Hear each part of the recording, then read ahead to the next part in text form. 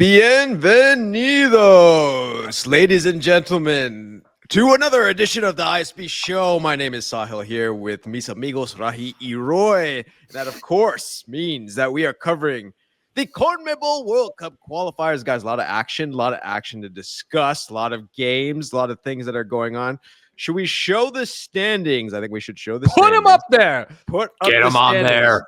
Get the standings on there because there was a lot of action. We've covered all the other regions. This is our last region that we have not covered. So like after the table, guys. So Roy, look, Peru is technically not in last accordingly anymore, but by one goal. Yeah, that's freaking crazy, man. That is freaking crazy that Peru, after a terrible window, managed to move up a spot.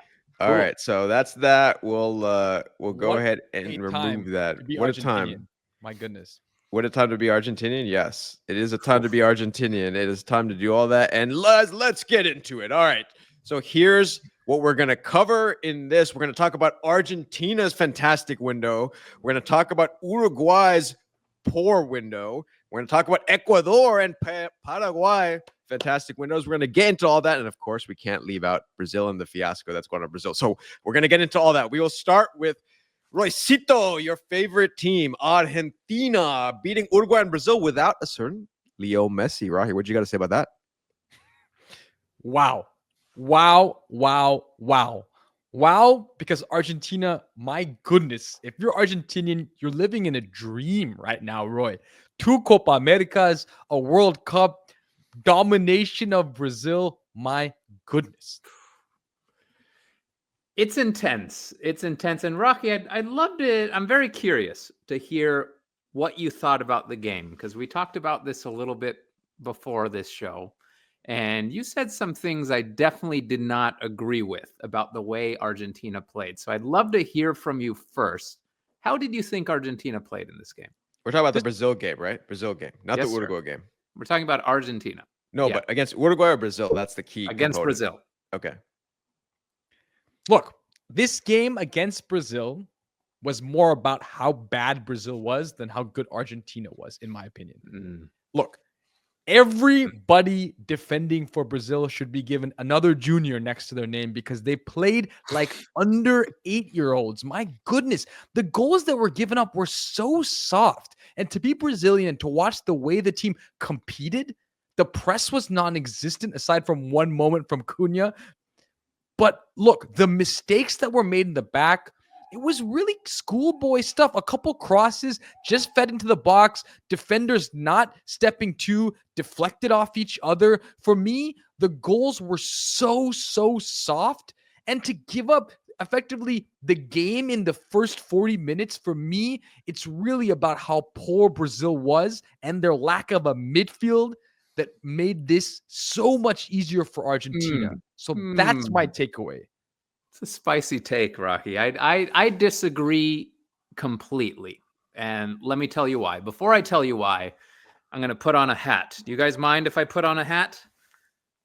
Depends on what hat it is. Mr. Leo Messi. How did I know he was going to put that on?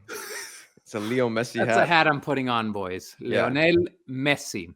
Yes. He wasn't needed in this window, but he is forever needed in the hearts of every single Argentinian player and every single Argentinian. He is the spirit of this team. He is the soul of this team, whether he's there or not. So that's one thing. Secondly, the way Argentina played against Brazil on Tuesday, for me, and I don't think this is just me, and I don't think this is just Argentinians, was one of the best performances from an international team in a long time. That is the way I see this game. Do I agree with you, Rocky, that some of the goals were savable? Well, that's what you get, Brazil, for playing Al Nassr's goalie. What an embarrassment to play Al Nassr's goalie as your starting goalkeeper in this match. But anyways, that aside, I thought the goals were great. Simeone's goal was absolutely gorgeous. The crosses you're talking about that were soft, they were. You have to deal with those balls. Perfect. I mean, it's such they're simple balls into the box. If you watch it again, the timing of the touch before the goal on each of those crosses was absolutely incredible. But anyways, for me, the performance Argentina put forward was magical, was borderline poetic. And the reason is if you watch the way the players move in the attack, it is something that we don't see in the international game or in the game in general anymore. They crowd. It's unbelievable. Go back and watch the game and see okay. how they crowd an area of the field. They'll have 8 Argentinians within. You shouldn't have asked 20 Roy by about Argentina, 20 man. foot Like he's going to area. go on for hours about Argentinia's let me poetry on finish the this. field. You guys did not see the same game I watched. Hey, by the way, that was not my this opinion. area. I'm just clarify. It's Look, not my I opinion. don't disagree. Argentina played let me incredibly finish. well. They Let me played finish well. the They damn are a point. good team. They are No, a good team. They're the best team in the world. They play collectively together. I've been saying this for a long time. They don't need Messi. They do not need Messi. You need to change the language. Of course, he's the heart. He's the inspiration. He's the best player ever. But this team is so good even without him. It's because Scaloni has inculcated a way to play. They understand each other. They move off each other. It's honestly incredible. But Yes, that doesn't there mean we that go. this performance, it wasn't more about Brazilian frailty, because take I don't the think first it goal, was. Julian Alvarez. There's 2 I don't think defenders it right was. there. They managed to kick the ball off each other, and then Julian Alvarez just has to poke the ball over the goalkeeper. If you're playing against the best team in the world, you cannot give up goals like that, Sa.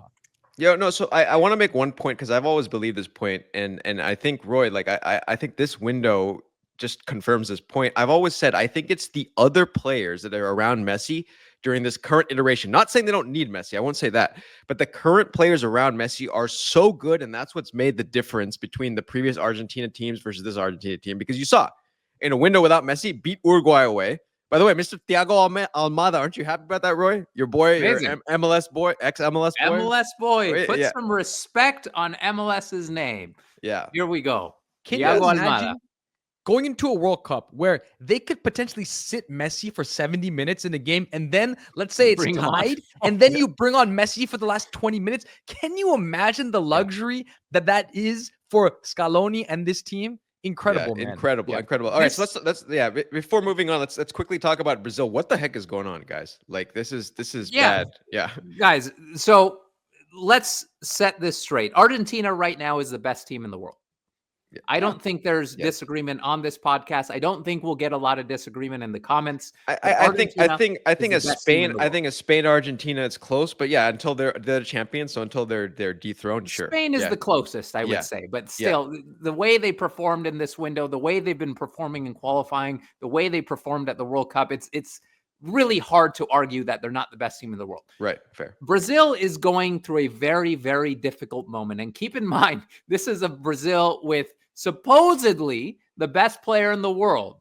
Everyone thinks that he's so good that he skipped the Ballon d'Or meeting because he should have won it. So that's Mr. Vini Jr., supposedly the best player in the world. They got Rafinha, Rodrigo, Marquinhos, Cunha. They have a very, very strong team, but they can't get their S together. They are not playing well. For me, this game was more an Argentine masterclass than a Brazil disaster class, but still, it was a poor game. It continues to be a string of poor games for Brazil.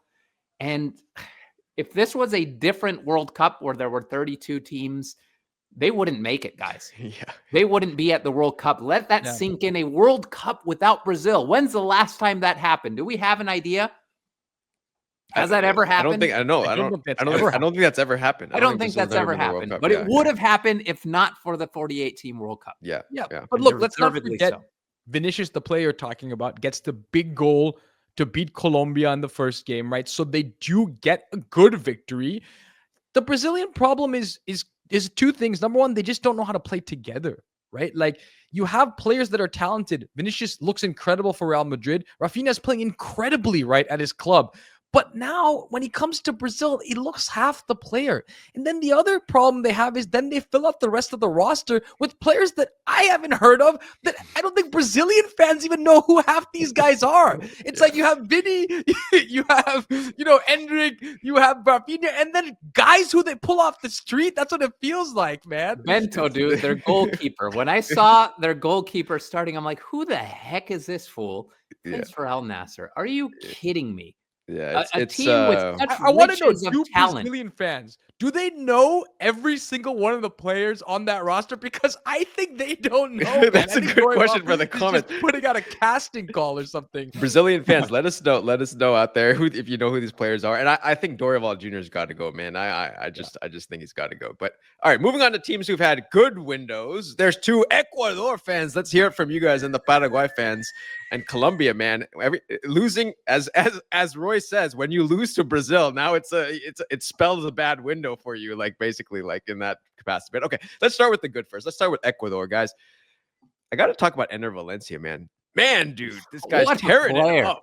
Tearing it I up. Scores love- 2 goals against Venezuela. Yeah. I love watching CONMEBOL because it reminds me I'm still young, boys. Because Enner Valencia still keeps scoring. Rondon keeps scoring.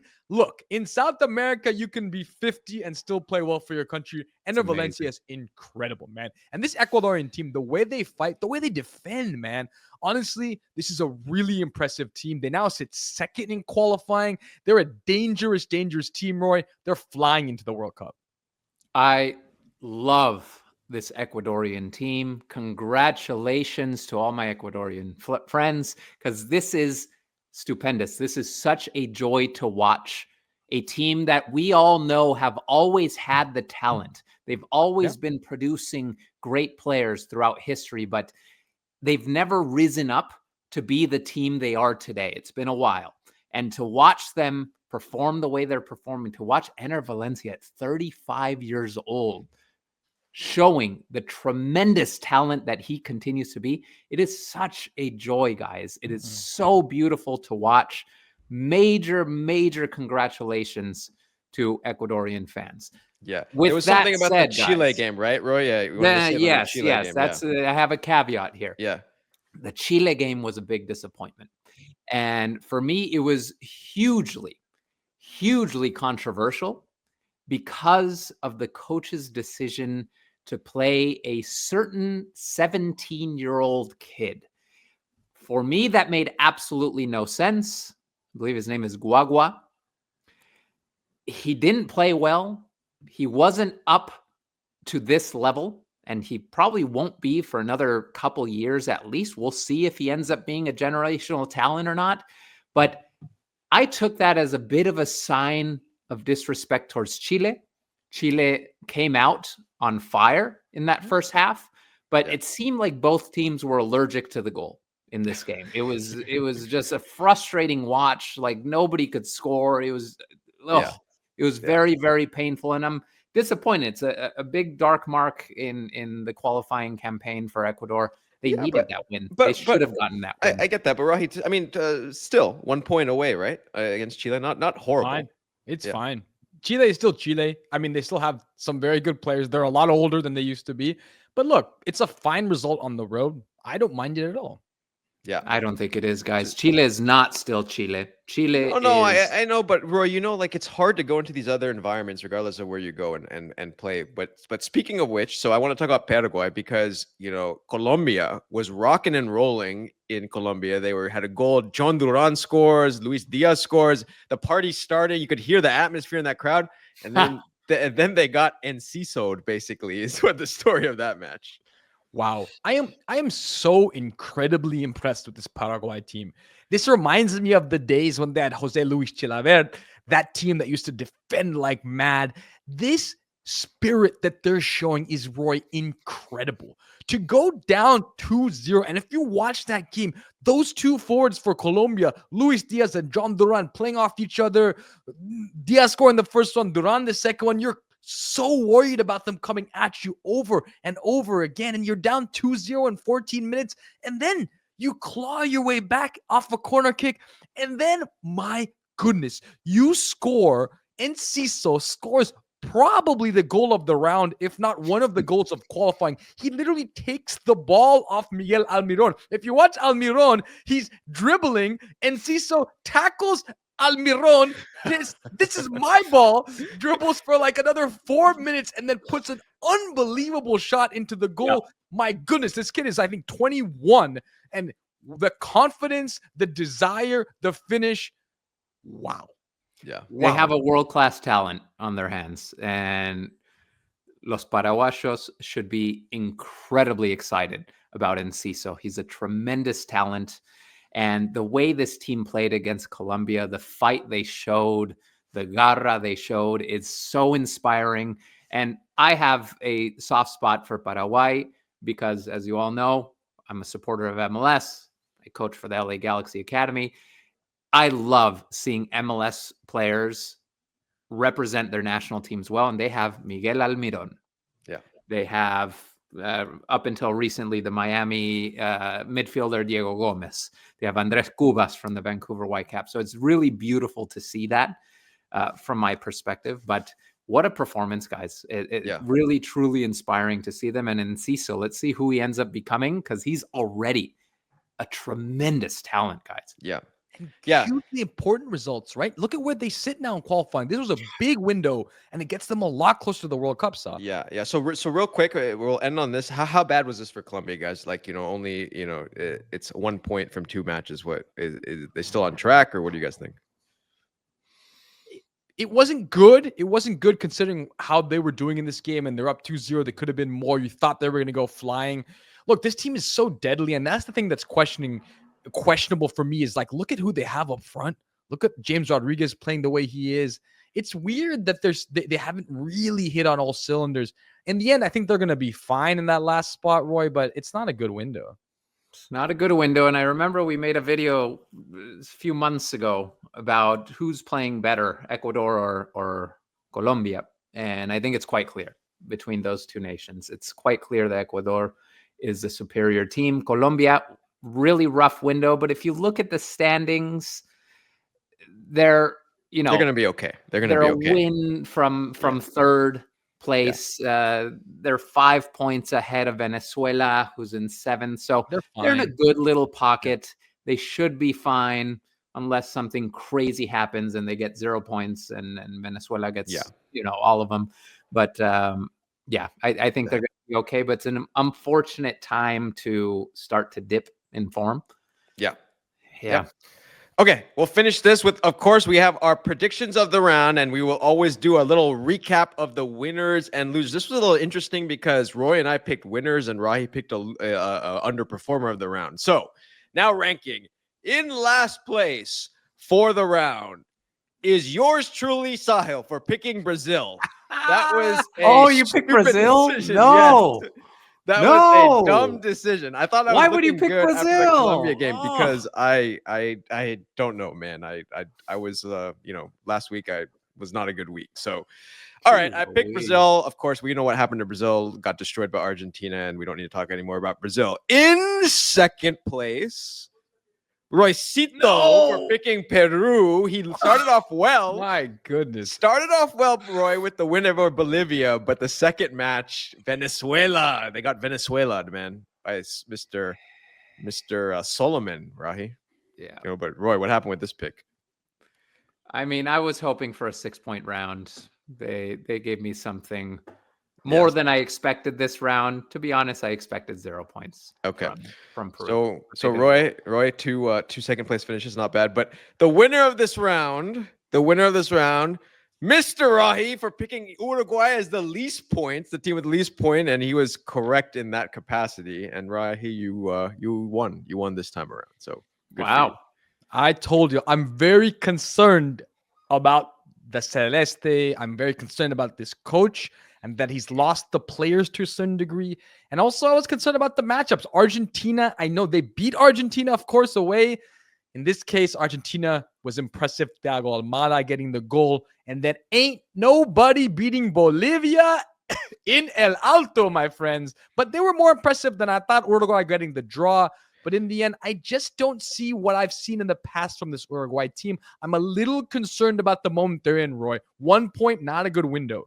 I just want to say real quick, but did you guys see that Bolivia game? Man, Bolivia was really good though, dude. Like, I mean, I know Uruguay escaped with the point, but there were some close misses in that match. But yeah, that's the thing. They just look so good at home that, like, it's incredible. One-way traffic the whole game, and you have to survive. Uruguay survived, which is more than most teams have done, to be honest. Yeah, true.